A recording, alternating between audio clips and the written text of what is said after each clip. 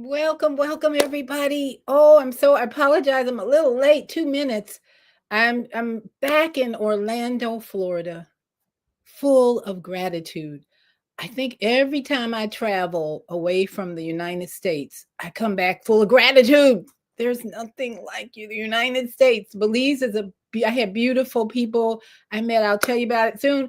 But I just want to give thanks to all of my faithful listeners, especially from um, Female Solution. Blog Talk Radio is now closed and out of business. And for the past 11 years, that's been my school of training to bring you entertaining, educational, and informative shows. So please don't forget to like and subscribe to my channel, because this is my main platform, main vehicle to bring you wonderful guests and informational shows. So let's give a shout out to the Female Solution family, because that's where it all started. Blog Talk Radio. Women have the power to transform this world. We can end crime and violence if we all agree to do one thing: share. Let's share our wisdom, share our time, share our talents, share our finances, but most of all, let's share our love. This is the Female Solution. Join me. So that's our Female Solution intro. We give thanks for all the years of faithful listeners. And now we're in Soul Purpose Healing and Viata's Tiny House Village. So let me give a little introduction to Viata's Tiny House Village. Don't forget to like and subscribe.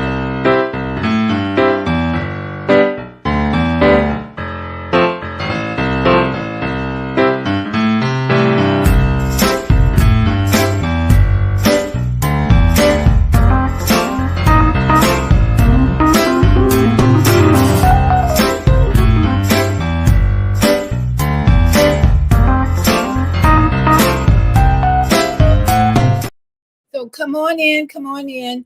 We always start Soul Purpose Healing with a little drumming. I feel like this drumming invites our ancestors. Why? Because consciousness. This is what we're asking for. Help, ancestors. And my guest tonight, Chief Amun, has been encouraging us to develop this gift of talking to, communicating to, loving on, inviting our ancestors to always be with us. So let's do a little bit of drumming tonight, as I always do. I love this. Becca Shea is our Christian artist who just brings in the Native American drumming beat and energy. So get your drums out. Let's do a little drumming and invite our ancestors to join us with the Becca Shea family of heartbeat. This is the heartbeat of our universe, of the cosmos, of our creator. Here we go.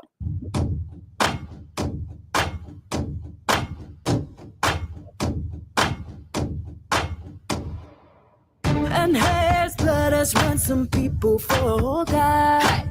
From every tribe and language, people, every nation.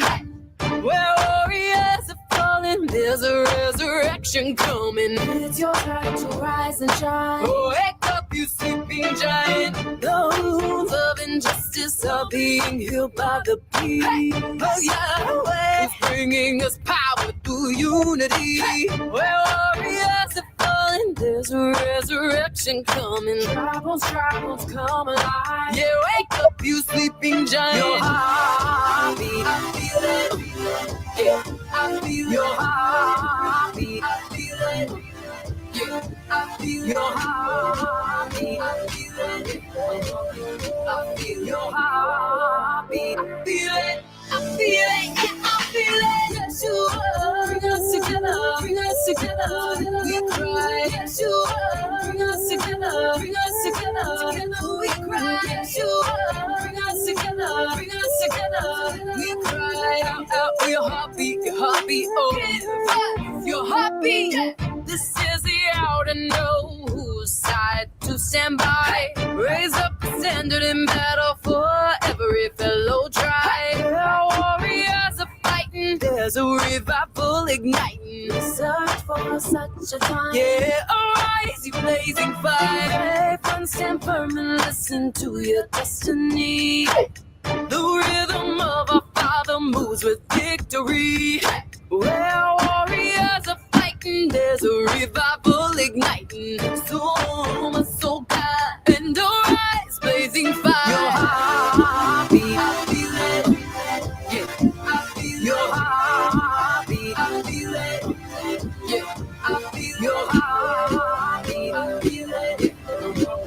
I feel your heartbeat, I feel it. I feel it, I feel it. Yes, you are. Bring us together, bring us together. We cry, yes, you are. Bring us together, bring us together. Together we cry, yes, you are. Bring us together, bring us together. We cry out, out for your heartbeat, oh, your heartbeat.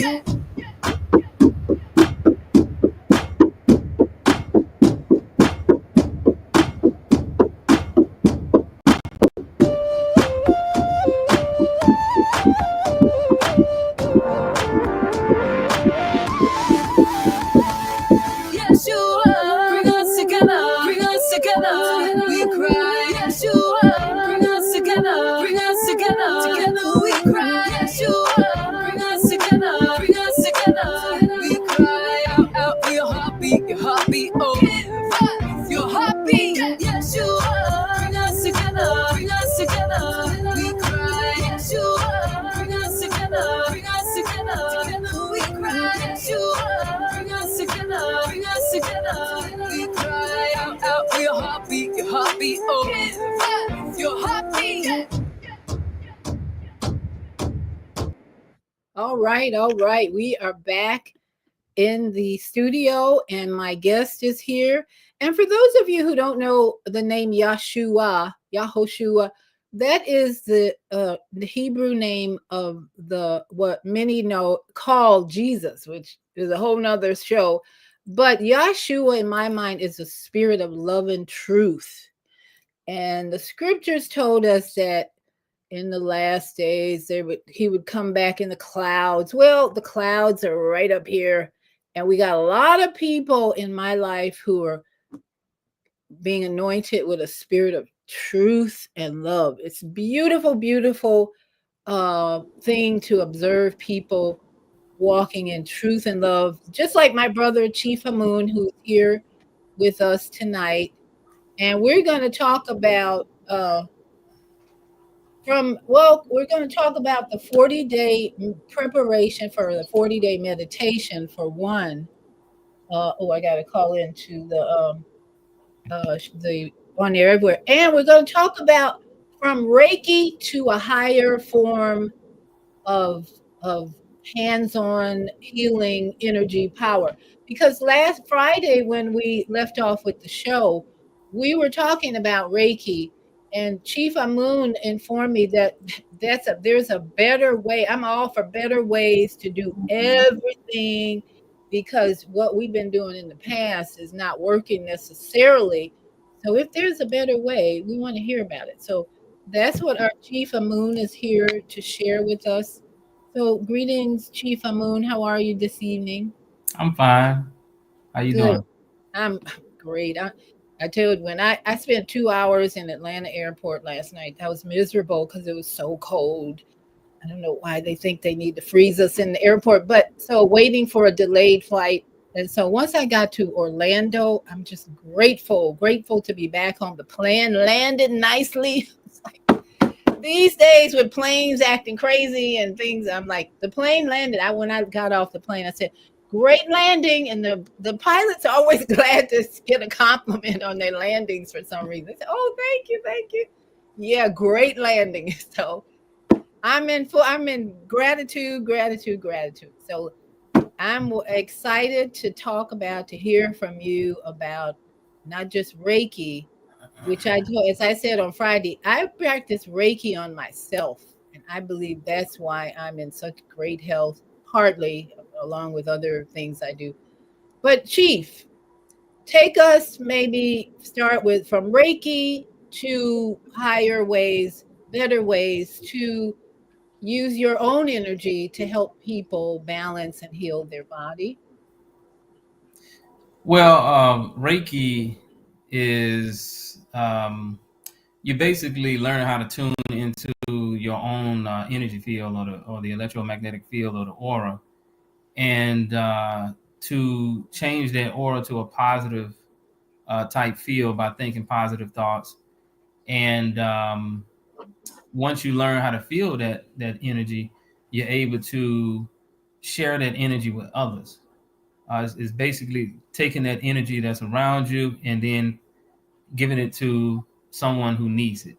Um, Sometimes that happens unconsciously when grandmother, who is filled with love, she gives you a hug, and you feel so much love from grandmother, and your aura will, well, her aura would dominate yours, and it would be a transference of energy.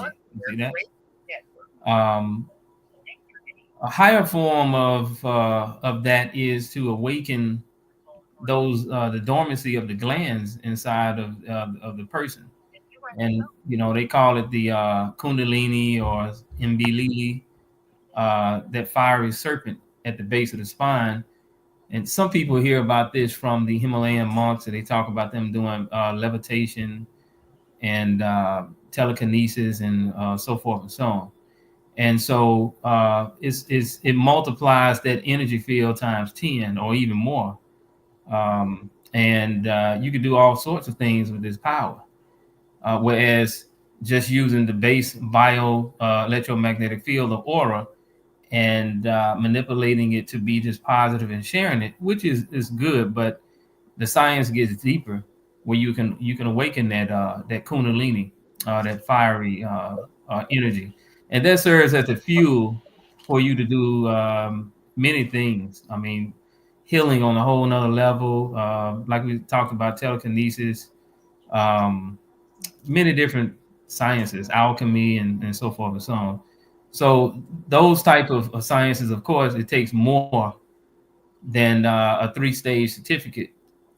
But it's not to say that Reiki is not useful.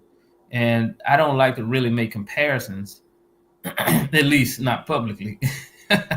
But make comparisons to one as opposed to the other. Because if somebody wants to do Reiki, then I would say go ahead and do it. But me personally, I just wanted something more in depth. You see, and it gets very in depth to the point where you can sit in a room and use the power of your mind to suck energy into the body by utilizing the glands inside of your body, the endocrine system, and the other glands, turning them into powerful magnets to suck this energy into the body, and the body becomes like a battery or a capacitor.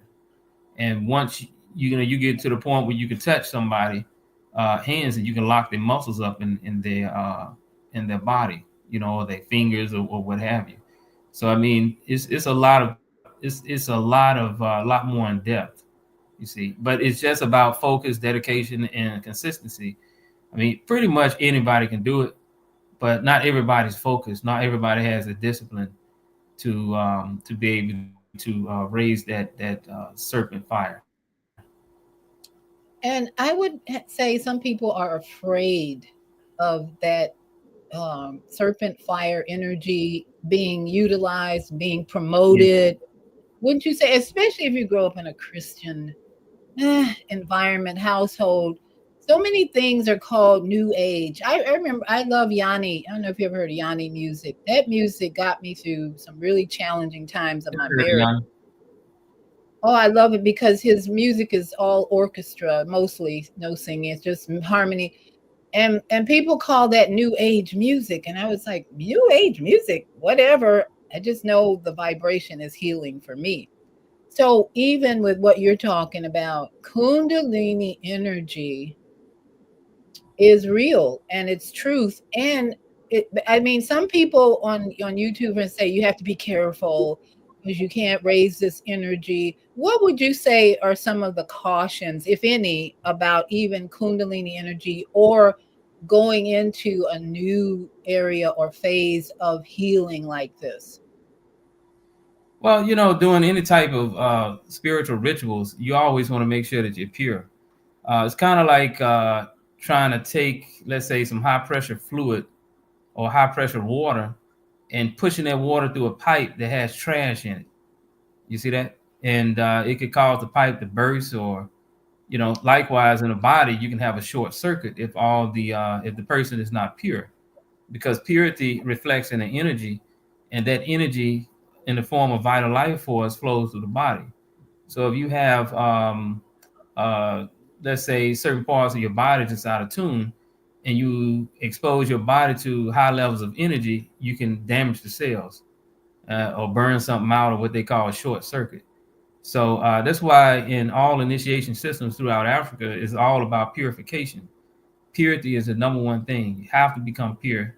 And the divine world, the ancestral world, that world is very, very, very pure.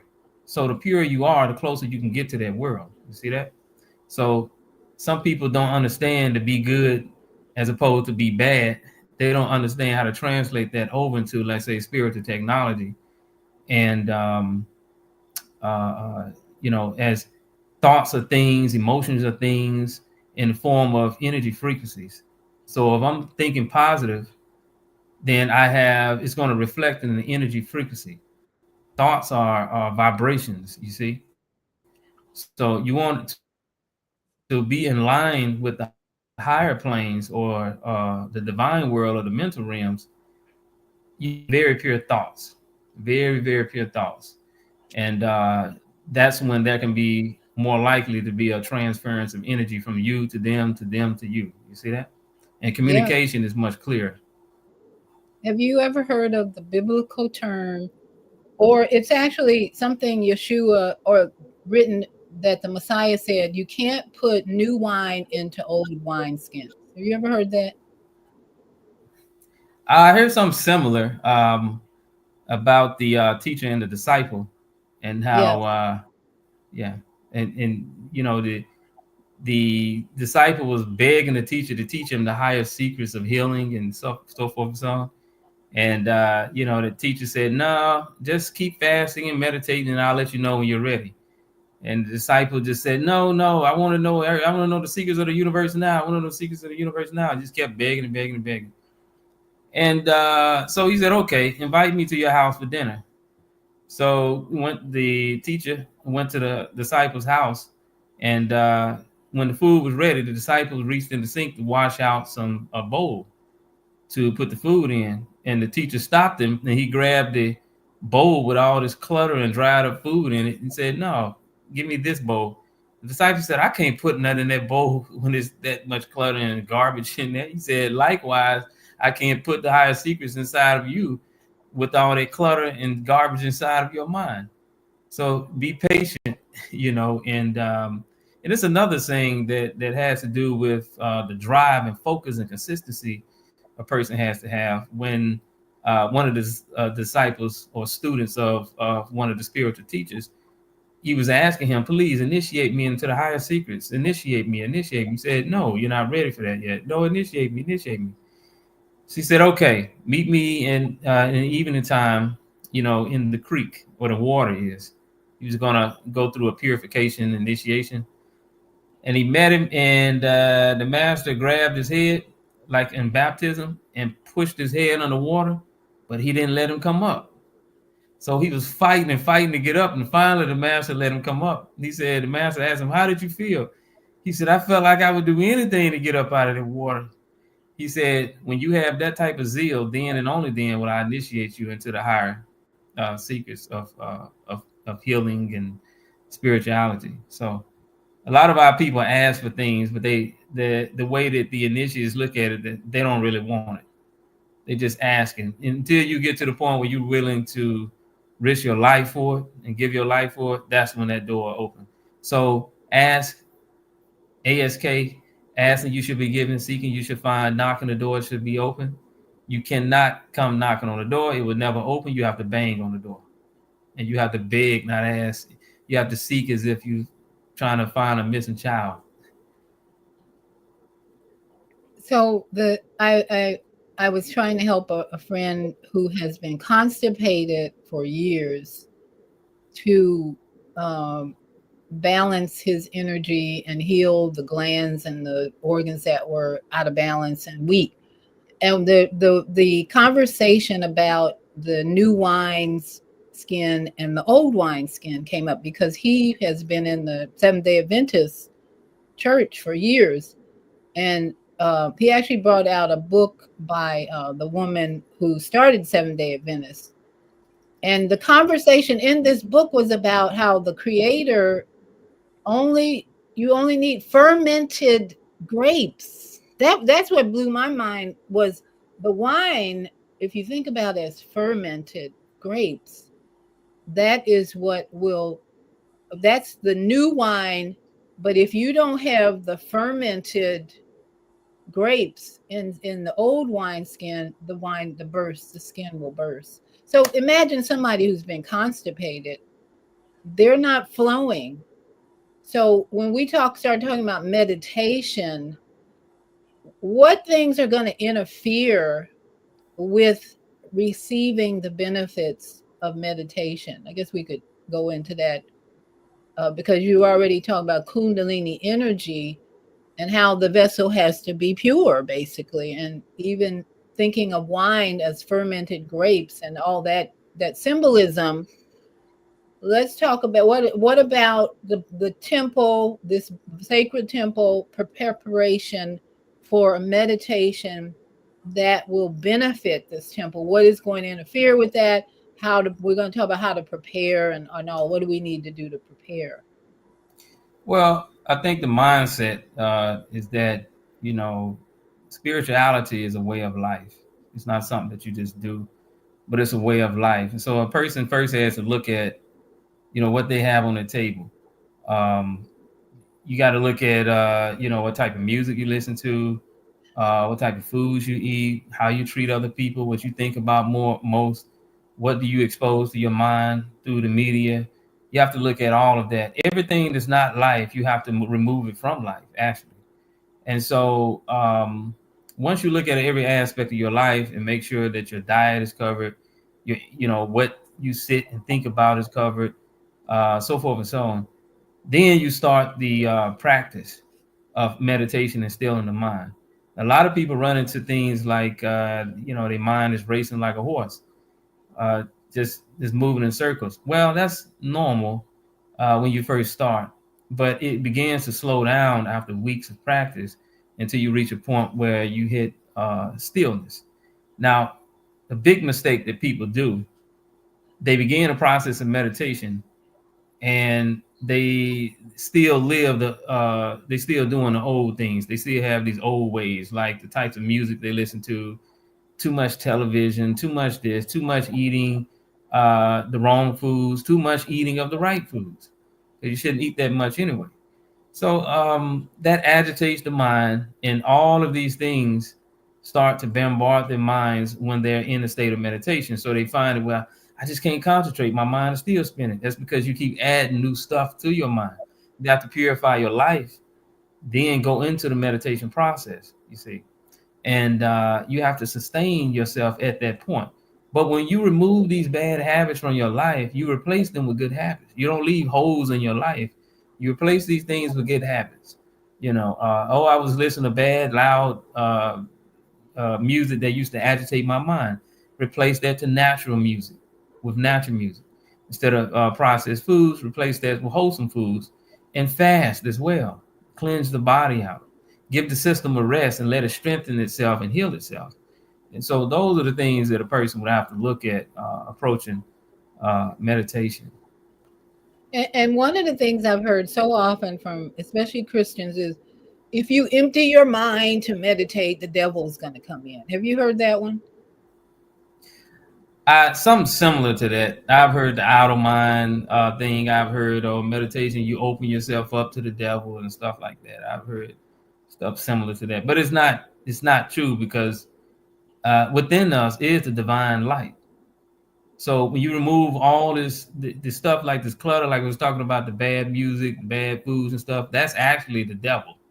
So you're removing the devil out your life, and then you can let God or the Most High or the First Self shine through yourself, the divine light. It's already there. It's not like you're trying to bring it in. It's kind of like if the windows around your house, if they had mud thrown on them, you wouldn't know whether it was daytime or nighttime because you can't look outside your windows. But once you start cleaning those windows, the sun is up, the bleep of light will shine through. Likewise, when you start to clean your life and become pure, bleeps of light shine through from the inner light, and it shines from within out. And qualities in your character will improve. Qualities in thinking will improve. Just overall, all the way around, full circle, in a person's life will improve. So meditation is a part of the science of stilling the mind, so that a person will be able to listen to the God within. That's the whole purpose of it. And you said thoughts are vibrations. Uh, Yes. I was having this conversation while I was in Belize with someone, that there's only certain times of the day that that the Most High allows wants you to pray. And you're supposed to meet with the Creator at those certain times of the day to pray. And my position was, I'm 24/7. I'm ready to pray. So when you say thoughts are vibrations, it comes to my mind that thoughts are your prayers. How do you connect prayer with what we're talking about tonight? Because prayer is big in the Christian community, big with people who are trying to be good, righteous, whatever. But maybe we better give a little introduction to what is prayer. And then when we're meditating, are we in prayer or what's going on? Now, prayer is talking. Meditation is listening. So, Oh, okay. prayer is the science of communicating with your inner self. The inner self, not speaking about your personality, but God within. The one is the creator of the earth, the moon, and the stars, or what some people call the higher self, the all-knowing. That voice of intuition that speaks to you is about communicating with God within. In all the ancient teachings and throughout the old scriptures, they always talk about the Most High being within. It's just when you had these political figures that were throughout history and these so-called great empires, they taught the public to always look for something beyond the clouds, something that you can't reach, some irreality or spook God. You see that?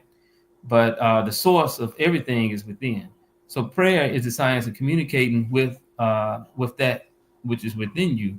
Meditation is listening. It's the science of listening, how to still the mind, so that once you pray, you go and meditate and listen to the answer come back. You don't just pick a phone up and just call somebody, say hello, da da da da da da da, and then just hang up the phone. You see, you don't know, you don't get no answer back. So so meditation is it helps you to learn to still the mind, and once you get good at it, then it's a back and forth communication, back and forth, back and forth. No matter where you are, you become the prayer at that point. You become the stillness at that point. So you could be walking through a store, a grocery store, walking out in the field, and you're constantly communicating with the Most High, as you call Elion, Elion, Al. So, so that's what that is. A prayer is the science of communicating with your inner being or higher self. And meditation teaches the science of stillness so that you would be able to listen. So whatever you're thinking is a communication to not only the kingdom within yourself, but it's also, you believe it's a communication to the cosmic universe that we live in. I want to say, I'm glad you said that. And another thing, you mentioned certain times of the day. A lot of ancient teachings, a lot of ancient African teachings, as well as ancient Native American, well, the black people that was here thousands of years ago in Central America, in which the empire stretched up to the north as well as the south. um, they had certain spiritual rituals that they would do, and they would keep up with the stars and the position of the stars. And when the stars were in a certain position, the energy level or the aura of the planet would expand. And at that point, at the highest point, they would perform a ritual, and that would be like a healing energy that they were able to capture. So those are spiritual sciences. after so many generations, a lot of the people forgot that science, and by the time religion came on the scene, they adopted those time periods as time periods of prayer. Like you got the 5 times of prayer with the Muslim, with the Islamic community, and the prayer at this time, the prayer at that time. That just goes back. It's a watered down, corrupted form of what they used to do in the ancient times. Because not only did we never, first of all, we never said that we didn't believe in God, as they called it, conceptually speaking. We always acknowledge God. We would say we know God. You can't know God unless you know yourself. In yourself, I breathe a breath of life, and man became a living soul. So the essence of all things is within, and you can if you don't understand the God within, there's no way you're going to understand the God outside. So I just wanted to speak on that, the time periods of prayer, but prayer itself, and as like the science of prayer, is the science of communicating with your higher self. It's the science of communicating with God. You see that, and meditation is the science that teaches a person how to still themselves. But the universe is not God. The universal all is not God. Nature is not God. God made the universe. God made the earth, the moon, and the stars. God made Mother Nature. God made the universal galaxies and moons and everything. And people in an elementary, a lot of our people have an elementary mentality because they are not practitioners of nothing, so they don't have any inner guidance. So with a lot of New Age teachings, as they say, they just take it wholeheartedly. Everything is just intellectual, without no wisdom whatsoever. So everything that they talk about, the universe being space, because when human beings look up, that's the biggest thing they see, and subconsciously they start to say, "Oh, it's God." You know, it's not. It's not God. You know, so So but how do you define God? well, on a base level, God is anything in control of another. But on a high level, God is a divine intellect responsible for the earth, the moon, and the stars. God is the unmoving. And the state God exists in is black, which is not a color, but a state of being, a supreme state of being from which all other things come out of. You see that? So God is the divine intelligence behind all things. And that essence of that intelligence is right inside of each one of us. And so you define that as an energy of sorts, because what's inside of us is all energy and movement and auras and all that. So if we're inside of us is the kingdom, as it said, could you define the divine intelligence also as an energy? The divine intelligence is not an energy, but it's responsible for energy. Energy mirrors the divine intelligence. The harmony with the celestial bodies mirrors what's in the mind of God. But God is undefinable. A person that is a part of spiritual systems, when they go through these spiritual systems and they reach a state of what you call cosmic consciousness or divine unity or divine unification with God, I spoke about that the first time. When you get to that point, you no longer see yourself in the standpoint as the individual, but you see yourself from the standpoint as God. You see, so it's not definable with words, but to reach that point, it's an experience. It's a shift in consciousness and experience. Words only become attributes of that thing. You know, like in the Islamic, they have all these different, like the 99 plus one names of Allah, and that correlates to the 100 elements. And then, you know, in ancient African terminology, they have all these different gods like Nefertiti. They have Nun, Nunet, He had, Kek, He had, Wisir, and many other gods that correlates with those 99 plus one names of God. So throughout even the Bible, there's so many different titles like Elion, Elion, El, the highest God and stuff. But there's no way to intellectually define God. Those are just tools or pointers to point in the direction for, let's say, an elder is trying to help a student reach that point. And that's through tremendous amount of purification, meditation, rituals, and just living And I hate to use this as an example, but living a life of a monk, you see, like a monk in a monastery, how they negate all things and become one with the essence and things like that. But nobody can define God in an intellectual way, but they can try to describe that or speak on it so somebody can get the idea. But even the idea is less than to accept it wholeheartedly as, okay, that's what God is, you see. Okay, that's something to chew on.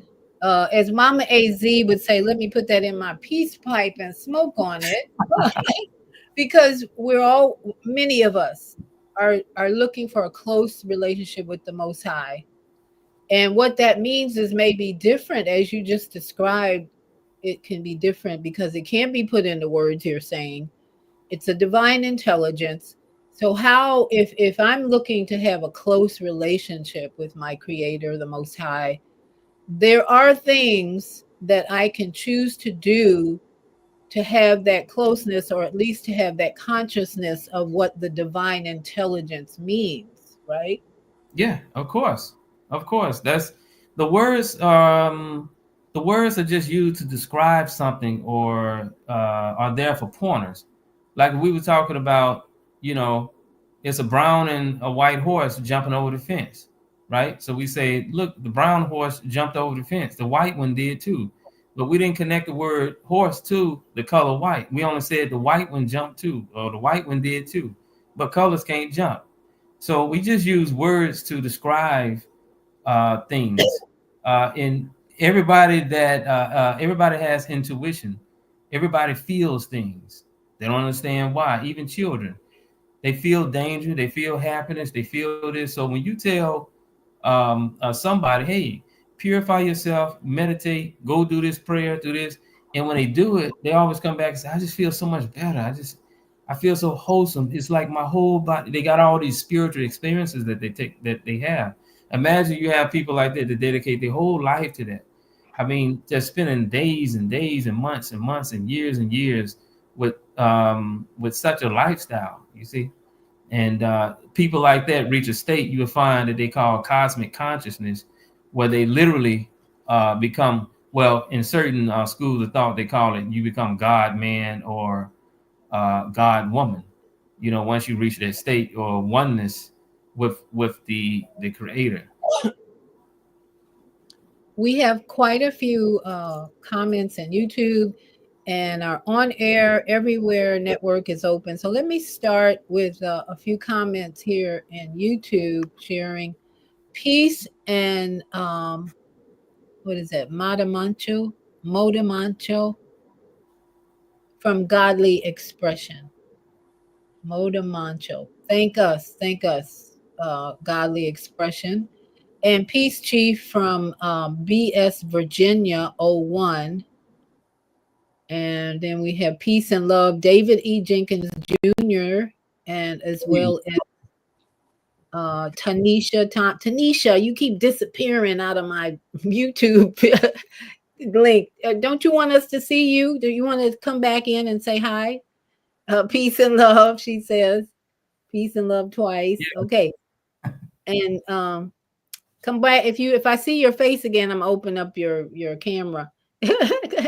uh, then we have David E. Jenkins says again, thank you for putting this together and getting it out to the world. And we say thank us. It took Tanisha, Tawida, all of us to agree, to meet at this time. So thank you, David, for reminding us of the collective effort to put this together, realizing that it's a priority in these days and it's important that we come together and discuss this higher knowledge. Please inform us when we can start this journey. Okay, we're going to get into that next. And then Sarah Edwards says, peace, brothers and sisters. Good evening, Chief Amun. Thank you, Sarah, for joining us. We appreciate you. And Prince let me see, Noriel, peace, Chief. And Godly Expression says, What are some ways to become pure? Uh-oh, here we go. And so you should pray, then meditate, question mark. What about affirmations? Oh boy. So we'll answer that in just a minute. And Glenn says, looking good, Chief, as always. I said that. And Manuku says, peace all. Now, let me give my audience, my On Air Everywhere Network listeners a chance to comment if they like, because I didn't actually personally or intentionally invite them, but On Air Everywhere Network, we have callers come in. We don't see their comments. So is there anyone on Air Radio Network that would like to make a comment, ask a question at this point? Because we want to get into answering that pure question and get into meditation next.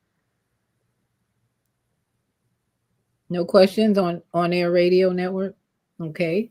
We got some good students. They're listening on air. So let's get back to godly expression.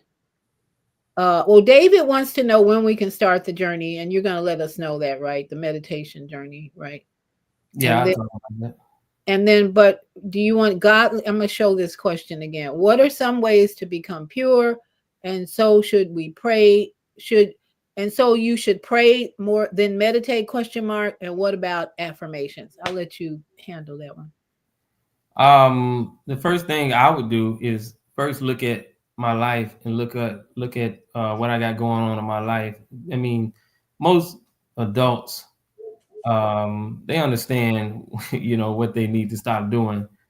I mean, whether it's drinking or smoking and hanging out at certain places that you wouldn't take a child. But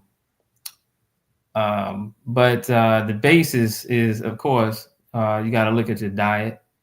You have to look at what you're exposing yourself to as far as, are you a person that you watch television?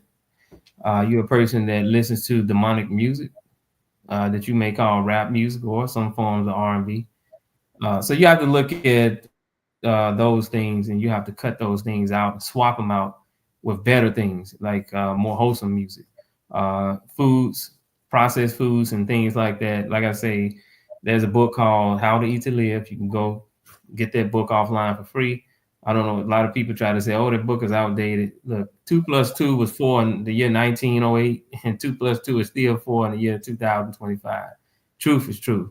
So get your hands on that book and follow the dietary regimen. Like earlier I mentioned music, certain people that you hang around. So it just depends on what you have. You have to look at yourself. You got to sit down with pen and paper and start just write down all the aspects of your life, and use your intuition and start crossing things out and replace those things that you're crossing out with healthier things. That's the first step. And I would add, I think you would agree, listening to your body, that will tell you need to make some changes, and then you need to write down maybe what changes might help my body, be pain free, and get some therapy, counseling, some support, some help. I think it's good to have a partner who is working on their own purity as well, and bounce off of each other and help each other. Be accountable. How about that? Be accountable to someone if you have a desire to be pure. Okay. And it also, violence. What do you think watching a lot of violence? And when I go to the movies, I don't even like to be there the first half hour because it's all violent advertising. Even though you will go there to watch an innocent movie, the first half hour is nothing but violent. What do you think that really does to a person's psyche and body, mind, when they're always putting in their mind people killing each other and bloodshed and all that? That goes back to the science of affirmation. It's affirming things to your computer mind that they call subconscious mind. It confirms things to that mind, and it laces the mind, it programs the mind to be violent, to accept the violence, you see, which makes it easier for people. People become desensitized at that point, and they're not able to see, let's say, evilness around them. So it agitates. You see that in children. They grow up listening to certain types of music, and then they become the things that they listen to. So it's very bad in this time, in this day and time that we're living in. If you really look at what's going on, there's so much stuff going on. We barely have enough time to even watch a movie. We barely have enough time to do the things that we used to do in our leisure and leisure time. So it's something that we really just don't have time. This is the time that we are supposed to be reprogramming ourselves and rewiring our minds into supreme beings, which is why we're doing the 40 days and 40 nights thing. Partially, and the other part of it is so many people got a lot of questions that they asking about this and that, the meditation and this, and some people are not participating, so I think that we definitely gonna have a great success with it. But I might as well say the 40 days and 40 nights will start tomorrow at 7 p.m. And you will go through a process of guided meditation. So I'm gonna be directing you the entire way from 7 p.m. to 10 p.m. So that would be the guided meditation process. Something you definitely don't want to miss. So if you're interested, like I say, just email me at the amun5005@gmail.com email address, and I'll get to you. You also spoke on accountability. We have a private group on Facebook called Amana Kingdom, and then we have sub circles of Amana Kingdom. A lot of people doing the Black Root Science exercises as far as working with the memory, increasing the memory recall system, the dream science system, where people are recalling the dreams and doing fasting and meditation and so forth and so on. So those are definitely great things that you would definitely want to be a part of. Okay, so you're saying it starts at 7 tomorrow. If you miss any of the 3 hours, is that okay? Or if you miss a day, is that okay? How does that work? What is your recommendation for being consistent or not? Or what happens if you can't be there every day? I mean, it's up to the person. I mean, you can't put a chain around somebody's neck and drag them to the meditation session. But I mean, if they can't make it, they can't make it. However, I will say this: when you really look at people and analyze their reason for not making things, 9 times out of 10, they're really not dedicated to it. It's somebody got a test tomorrow, they're in college, and they're gonna push everything in their life. I mean, even act like their life is on the line to make that test, you see, or study for that test.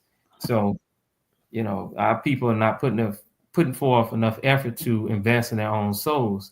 They don't take this stuff serious. They take it like a hobby, like, oh, let's do this, is there something else to do? And that's not the case at all. I look at it as life and death. Our spirituality, the greatest resource of all is our mind. And we have to follow our inner guide. And it's literally our savior in this day and time. You say our inner guidance is our savior. That's right. Not that man Jesus. That's the most high inner guidance.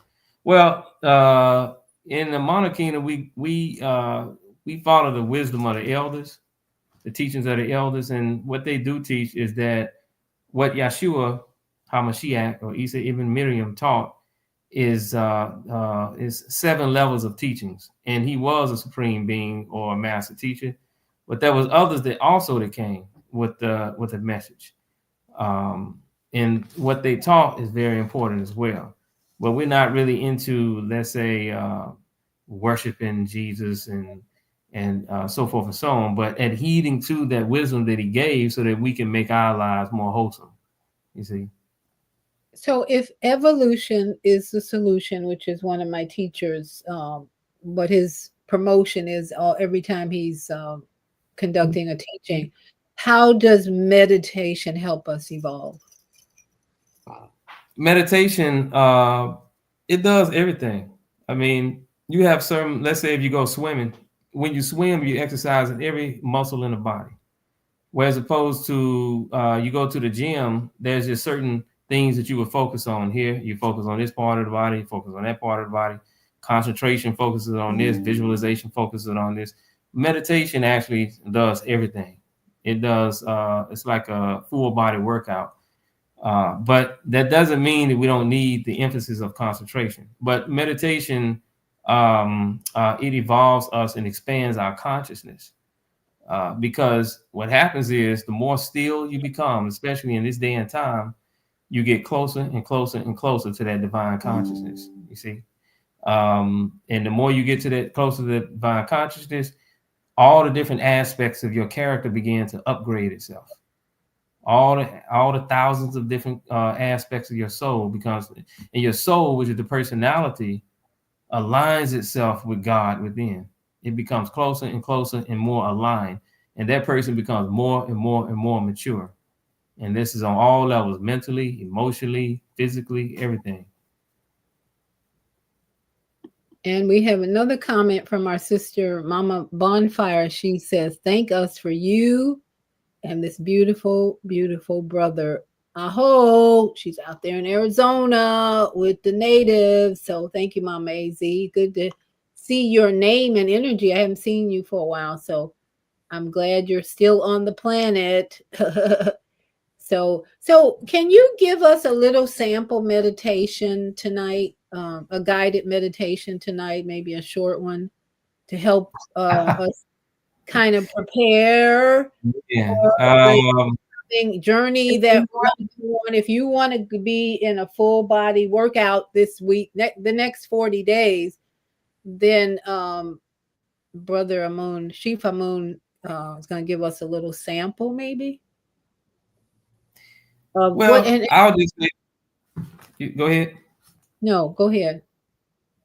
I'll just say the energy follows thought. So, you have different frequencies of light in the body. And I sometimes utilize these frequencies of light to strengthen different parts of the body, different organs, and so forth and so on. So I may say, relax your mind, be still as a lake, or still as the water on the surface of the pond. And, imagine a great sphere of light revolving around you. And this light is possessed by light, life, and love, peace, prosperity, and power, joy, and kindness, and vim, vigor, vitality. And now at this point, imagine this light, as it revolves around you, begin to beacon you in comfort with love and caring. It then descends down into you from the top of your crown seat, down into the center of your brain. It energizes your brain. You feel the love in your brain. You feel balancement. It descends further into your heart. You feel divine love, and you feel oneness with all things. And it flows further down, further, and you feel rooted in the earth. It flows all the way through the body until you're totally immersed in this great divine light. This light then expands magnificently all around you throughout your entire environment. So it is something like that. And but it's more to it than that, because it's like some ancient techniques as well that I'll be utilizing to awaken certain glands in the body that some people call chakras.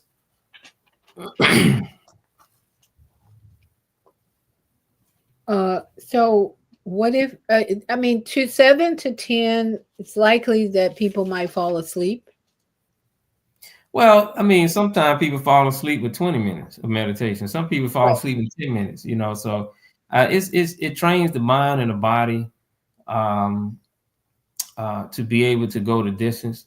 If somebody's going to fall asleep, hey, but some people have gotten so good at it that they let their minds go into a trance-like state, very, very, very still, very tranquil, until the point where the body is actually in a trance state and is resting as if it was sleeping, but their consciousness is still awake. It's still awoke, should I say. And so it's not sleeping. So you're still gaining all the benefits of the meditation while the body is resting, and all the energy is still going and moving throughout the body and flowing. Now, if someone has had a major health challenge and they're coming out of that, like for instance, I've had 3 women last year who told me they had a stroke.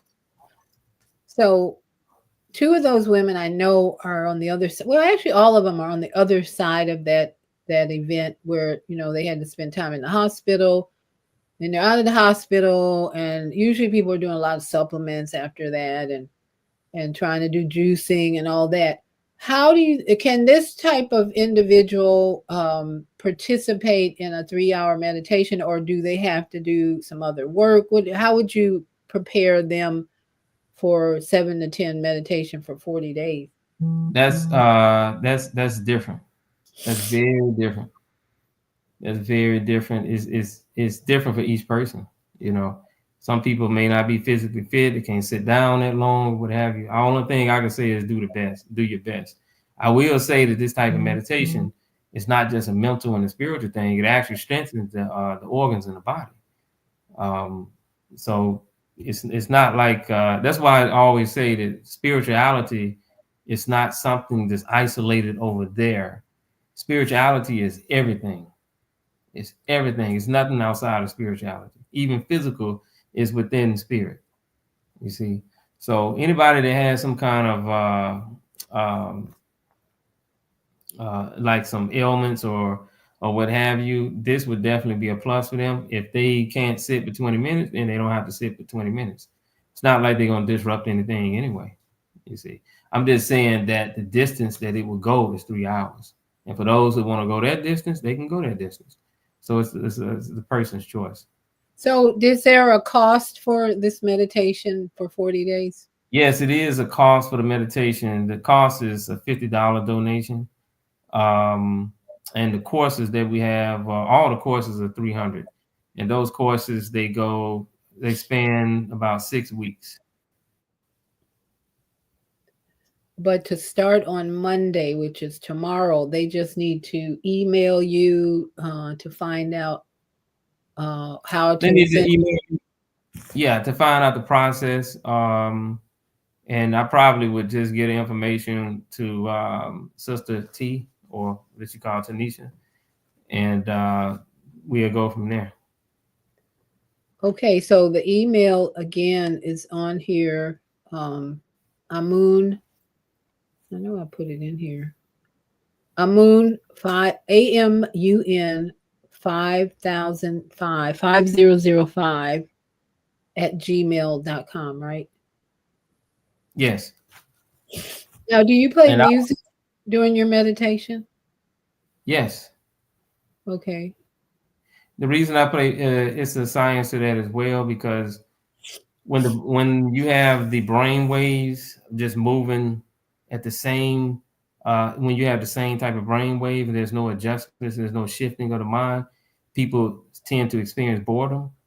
So when the music shifts, like it could be shifting in 5 minutes, shifting in 15 minutes, shifting in 20 minutes, shifting in 10 minutes, or what have you, it's almost like starting again, but it's not really starting again. So it takes the person's mind on a new journey.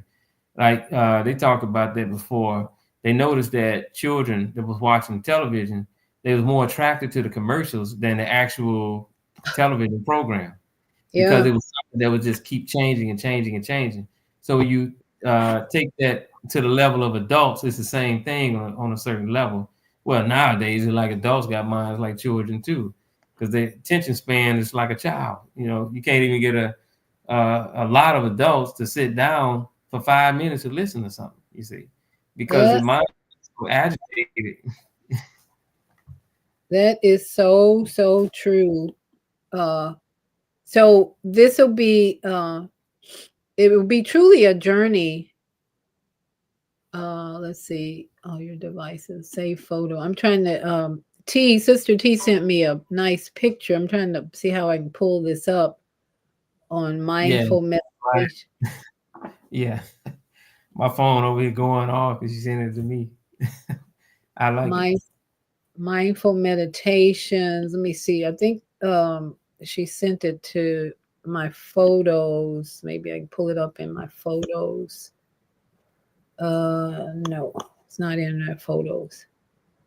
My sister T, do you want to come on and talk about this for a minute? Um, because I can't really pull up the flyer. Can you pull that flyer up? No. Yeah, I have to go in my photos, and she sent me a text actually, and I can't really pull up my photos while I'm on here. But it's a okay, Kwame Sunhorse. Let me see if I can just read it. Uh it's mindful meditation, 40 days and 40 nights of intense divine guided meditation with Chief Amun.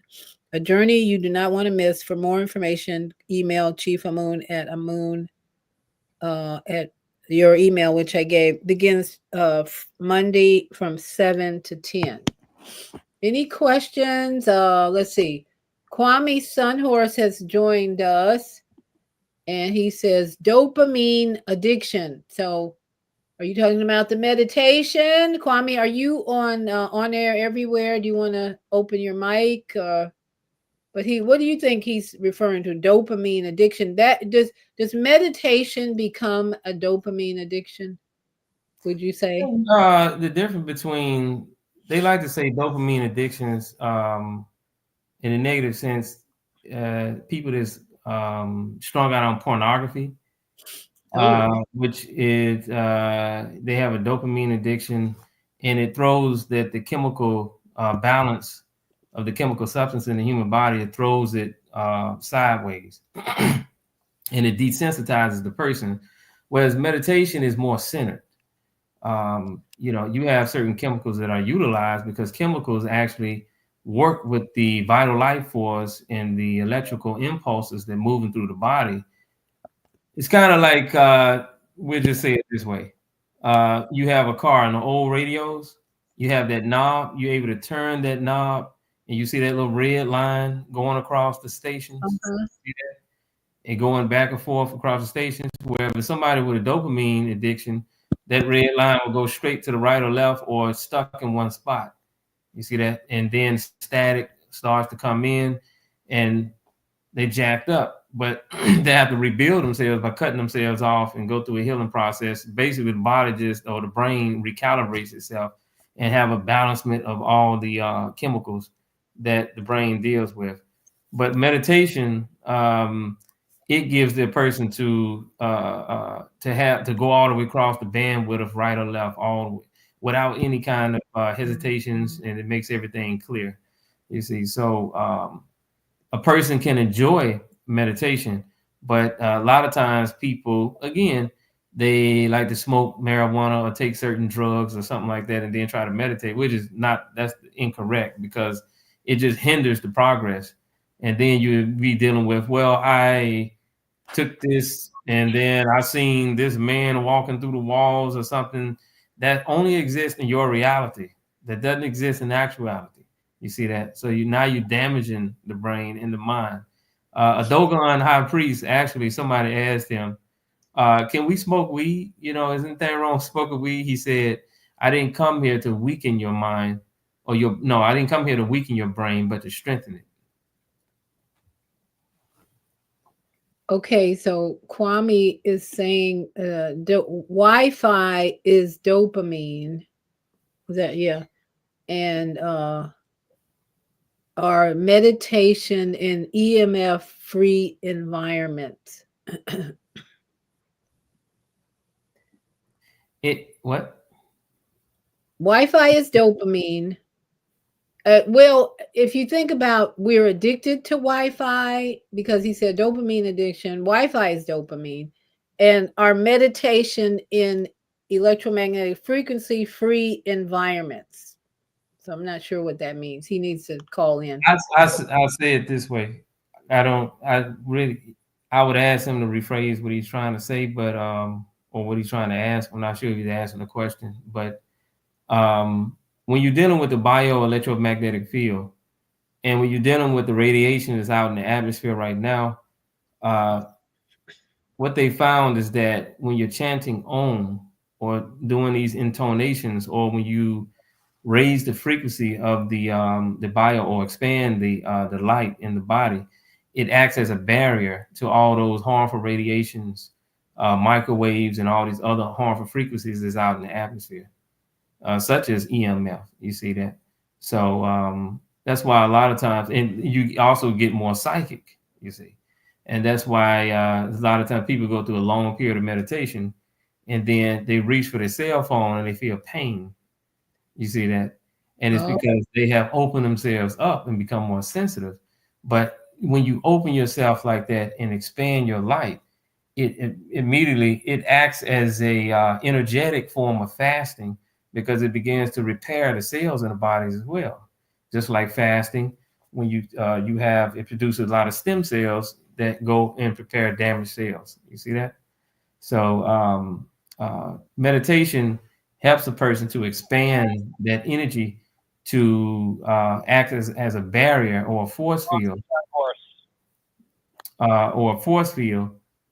to block out all those harmful radiations. right, right. So Kwame, I think, is on air at radio network. Kwame, your mic is open. I just heard your voice. Thank us. Good evening, Sister Viata, and greetings to my brother Amun. How are you this evening? Brother, how you doing? Very grateful, and thanks for asking. My question was concerning dopamine and looking at doing a meditation, Papassana. I don't know if you're familiar with Papassanas, where the silent retreats where you go away into like an ashram and you're there for 10 days or however many days that you do a 30-day, 10 days, 20 or 30 days. I got you. And there in those environments, you're in a EMF free environment where you're both basically in nature. And you're something like, I think Viata was staying in a meditation temple or something when she was there in Florida one while. But these are environments, like I live in 2 acres of woods in nature.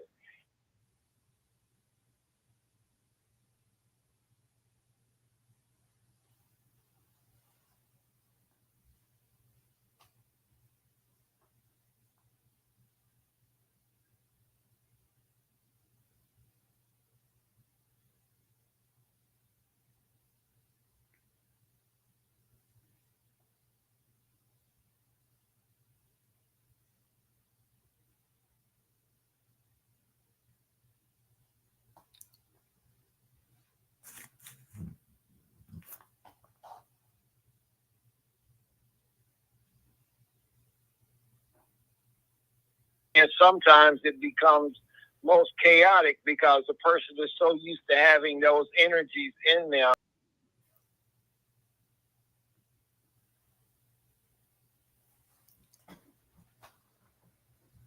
Did you get that? I was trying to bring up his picture. That's why. I didn't get it. I didn't get it. I just know he was speaking about you go and spend 20 days at an ashram, which is actually another name for temple, and there's no radiation and things like that. That's all I got. Okay, what I'm asking is, my question is, you talking about doing the meditation. I'm going like, okay, if people have spaces to where you could go out and ground yourself in nature, but if you're in the north and you're in a place in the winter, you can't have that. So how do you see, because you were talking about playing the music and the frequency, but grounding naturally and then doing it in Wi-Fi, electromagnetic field houses, and doing that. You see what I'm saying? I got him. I got him. Well, what happens is, the schools of thought, they teach us that. Well, I experienced this myself firsthand. When you strengthen your bioelectromagnetic field, you take that which you can like out in the woods. You know how you go out in the woods, you say there's no EMF. you take that environment, you create that environment around yourself.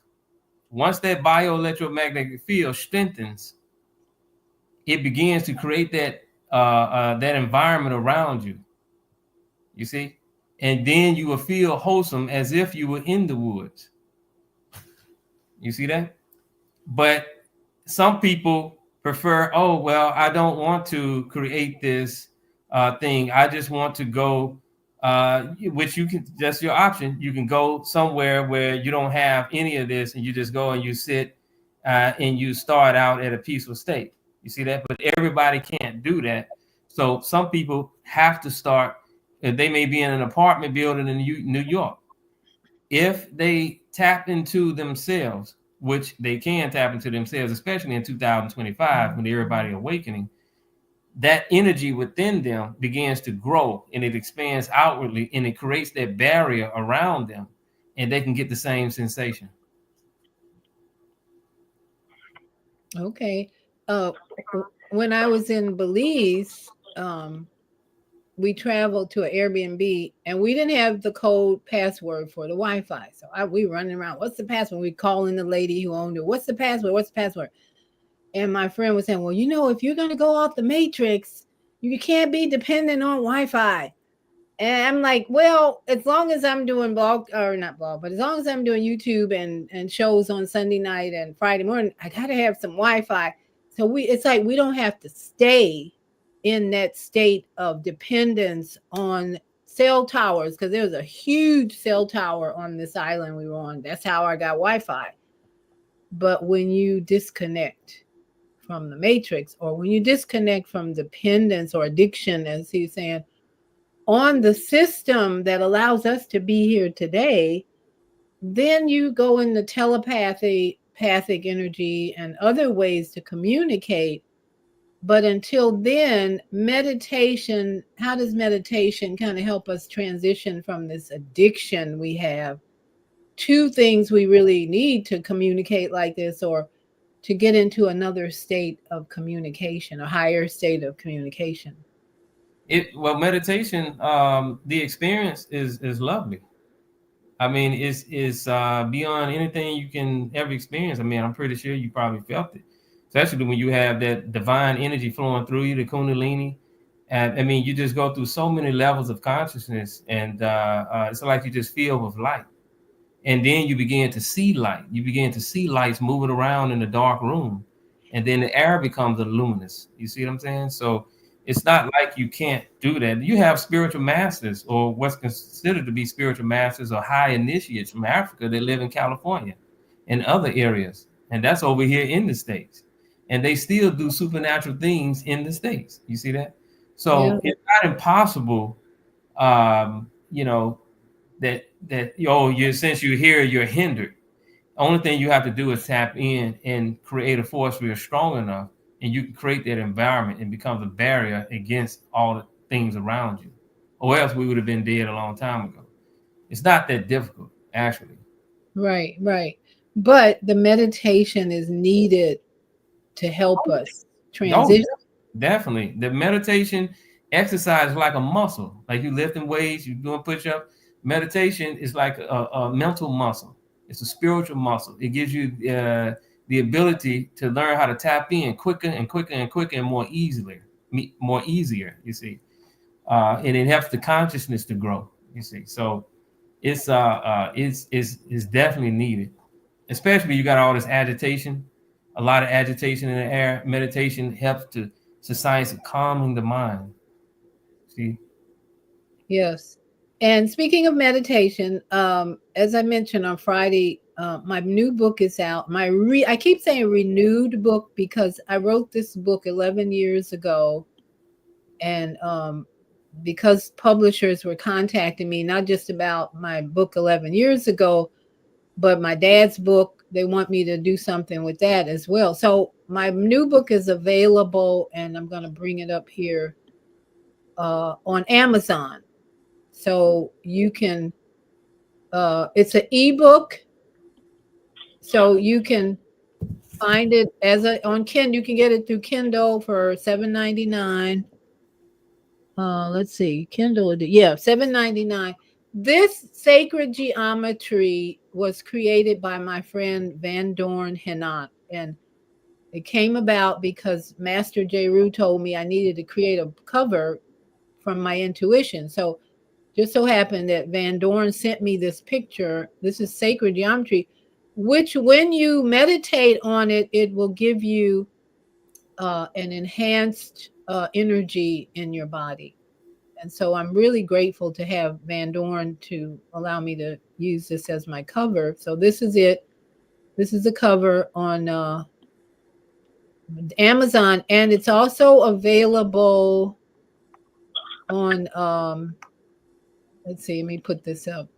It's also available on Barnes and Noble, Apple Books, uh, Powell's Books. So please check it out.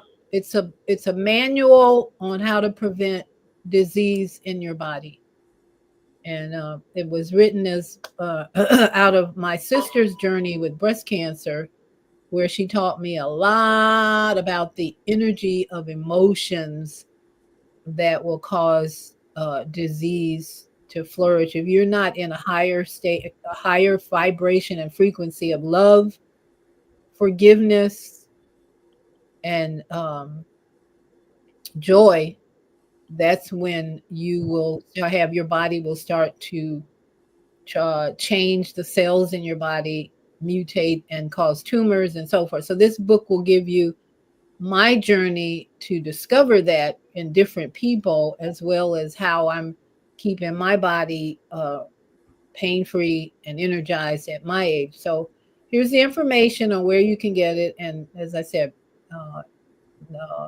it's available on Amazon and other places. So I know you have to leave.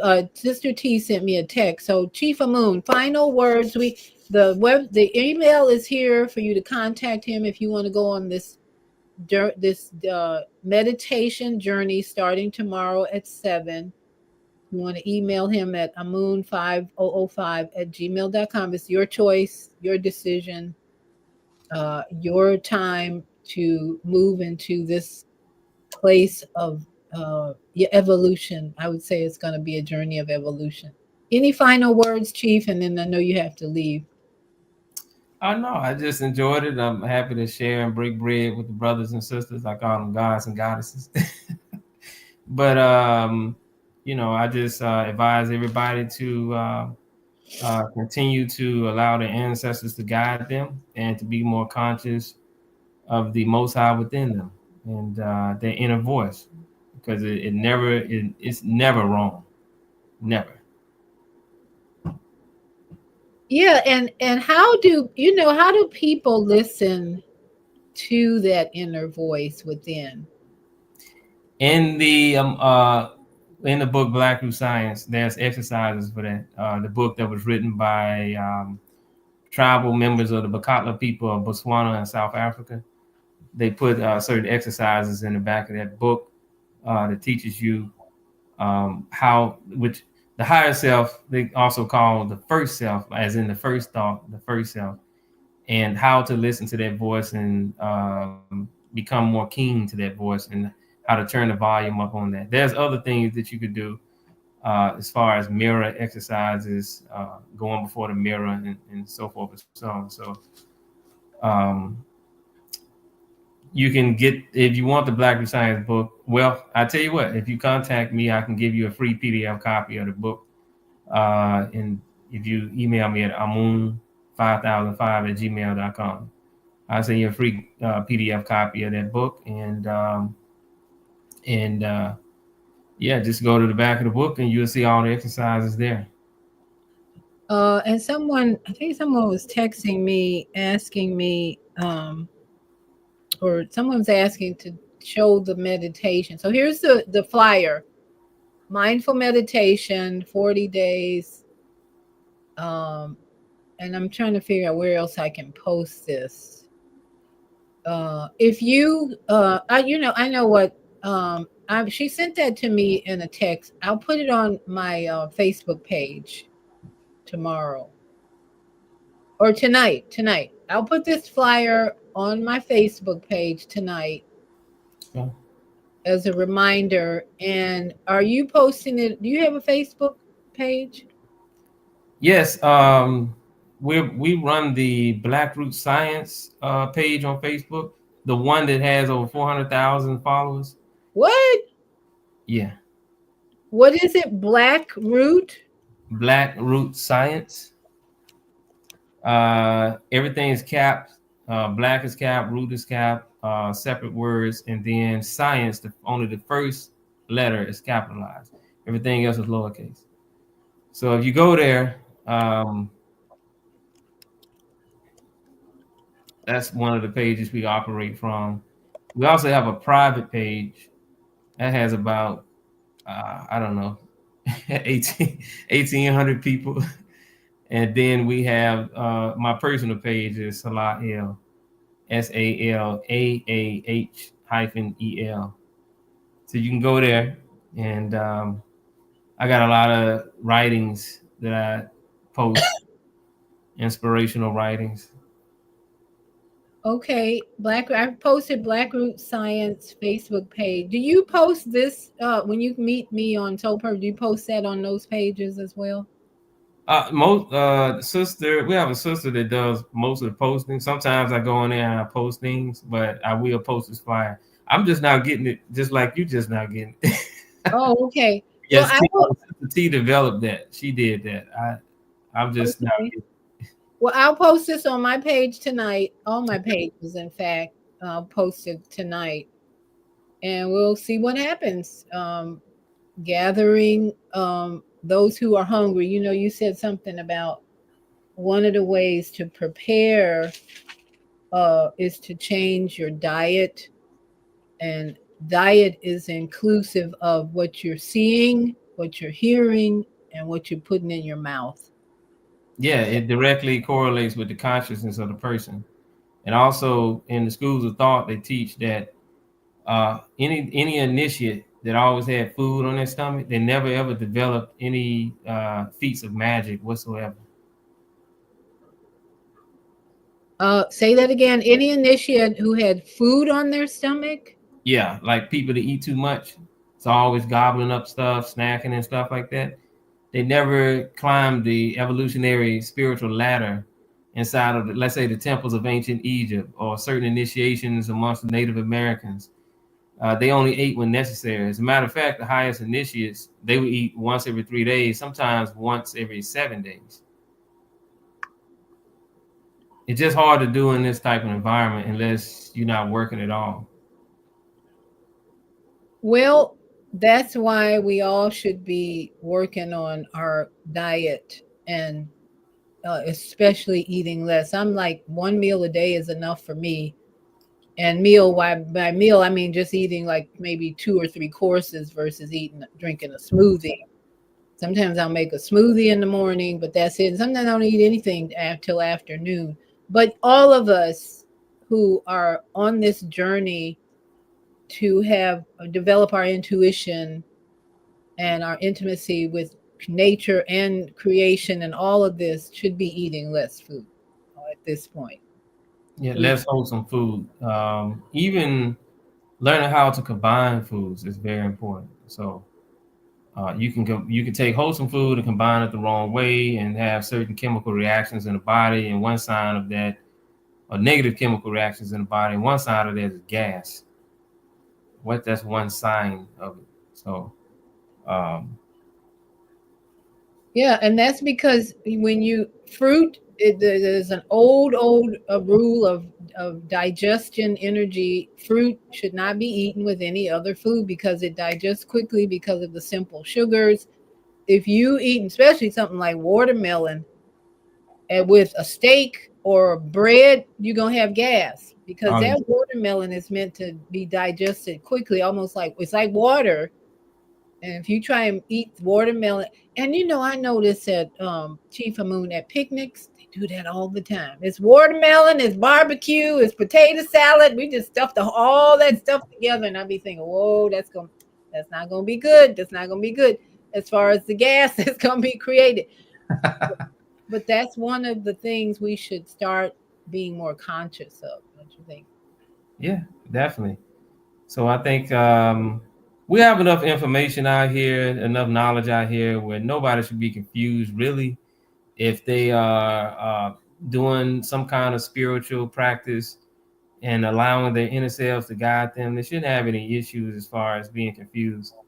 And but we have enough information out here to transform into supreme beings and be, or to be get back in our right state of minds. So That's it. We have amnesia about who we really are, the goddesses and queens and kings that we're meant to be. And this society, the United States especially, back in Belize, it's a much simpler life, a lot of poverty, unfortunately, but they live a simpler life. And yet here in America, not so simple. We have complicated our lives in America with all this materialism and all this. So it's time to go on this journey. We encourage you to join Chief Amun this week or tomorrow and start a journey, because it's not going to get any better. You think this helicopter running into this plane was an accident, then that's where you're deceived, because that's what's happening these days, intentional, that we need to be aware of, and why we need to develop our intuition, because you don't need to be in the wrong place at the wrong time. You need to be in a meditative state in nature or somewhere with your eyes closed, listening to Chief Amun for the next 40 days at 7 from 7 not in some oh my God, some joint listening about smoking joints or whatever. So thank you so much for all of you here. And let's see, I have one more comment. Our Naima Latif, our executive producer of the Female Solution, says, thanks for sharing your wisdom. You're welcome. And that is exactly why you're here. And Kwame says, thank us. Good show. Thank you, Kwame, for sharing your wisdom as well. That's why we say thank us.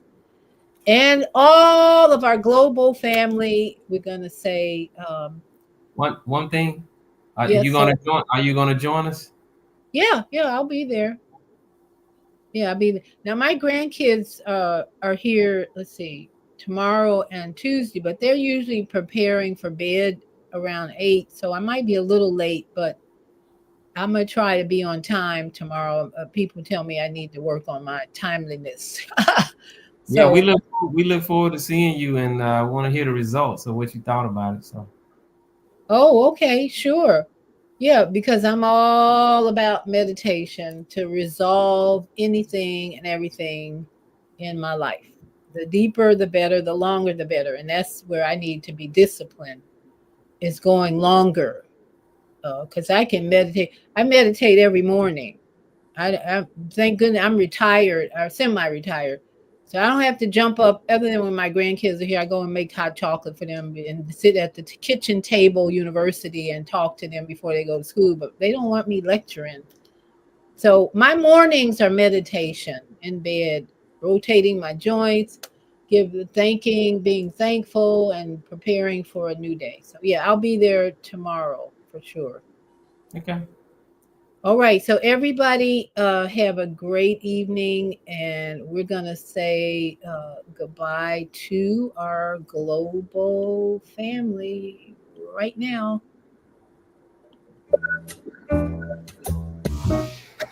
We've come to the end of our show today. If you missed any broadcasts, go to our website for the audio and video archives at www.thefemalesolution.com. On behalf of our team of radio hosts, I'd like to thank all of you who participated in today's discussions. And to our global family joining us from all around the world, we say thank you. To our family in China, xie xie. India, Dhanyavad. Japan, arigato. Korea, kamsamnida.